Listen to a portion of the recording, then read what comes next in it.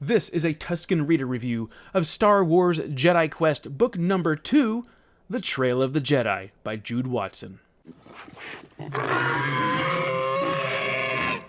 I do not have a physical copy of this book just yet, so I have the digital copy here in front of me, looking at the cover. Get an older Anakin Skywalker. Obi-Wan Kenobi has that Attack of the Clones mullet going on. Very short beard and a pretty tall forehead.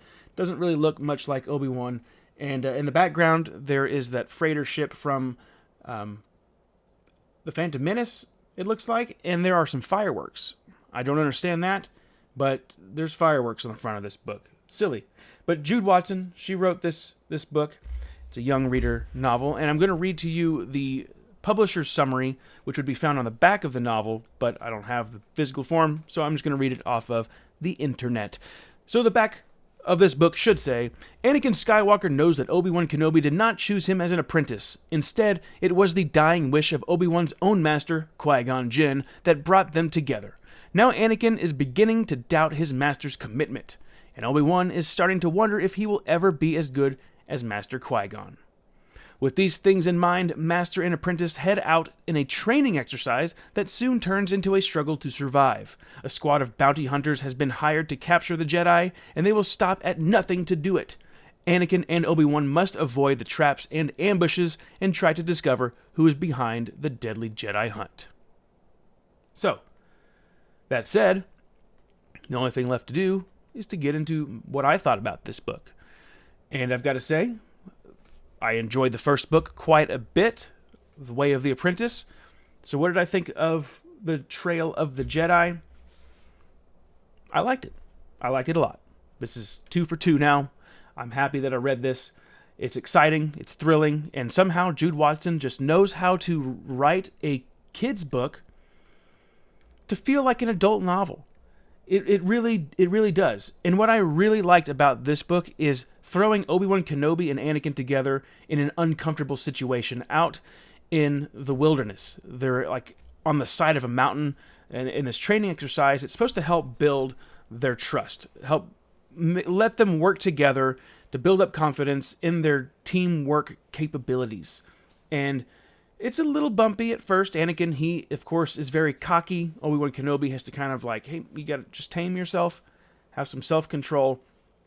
And if there is a Star Wars film that was ever like a B film, if it had those vibes, this is it. Okay? Because it's just like a small cast. They're supposed to go into the woods, hunt down another Jedi. That's the main point of their training, is to be dropped off, and then go search for another Jedi who's like hiding. So it's to test their tracking skills and their teamwork to find him. And of course, like the summary says, things go crazy, and they run into a bunch of bounty hunters. It was cool, it was exciting, but yeah, this felt like a B film because it's just a small cast of characters. They're out in the woods, like a lot of those old B films, they're just filmed in the woods with just a small cast, and it had that vibe. But this had good quality character writing, which I really enjoyed. I think Jude Watson just really knows how to build that relationship between Kenobi and Anakin. So I'm thrilled to keep reading these books. They're a lot of fun so far. Of course, this is only book 2, but I'm really enjoying it. Anakin Skywalker, that child is trouble, and Kenobi knows it.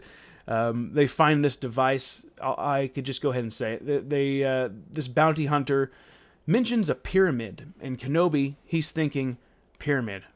That kind of sounds like a Sith holocron, because this guy, he says, he consults the pyramid, and then Kenobi, is thinking, oh, that sounds like Sith or a Sith cult, which is cool. It's cool that there's mention of a Sith cult. Doesn't give one by name, but the fact that they're out there, people worshiping Sith ideals, is cool. So Anakin, he wants to know so much more than what he has learned, and not just the good things in the Force, but he kind of foreshadowing like, hey, I want to learn everything. And of course, we know how Anakin turns out in the end, but for this book, it was very exciting. Page turner for sure. Highly recommend it. You need to go get this book. Listen to it. There's an audio book as well. Jonathan Davis narrates that one. So I'm going to have to say, for the rating, A+, gets an A+ from me. So go get this book, read it, and time to go move on to the next one. Book 3. I don't know what the title is just yet, but I'll get to it. And I plan on bringing a review for that one probably sooner than later. And that's all I've got to say about this book. May the Force be with you, always.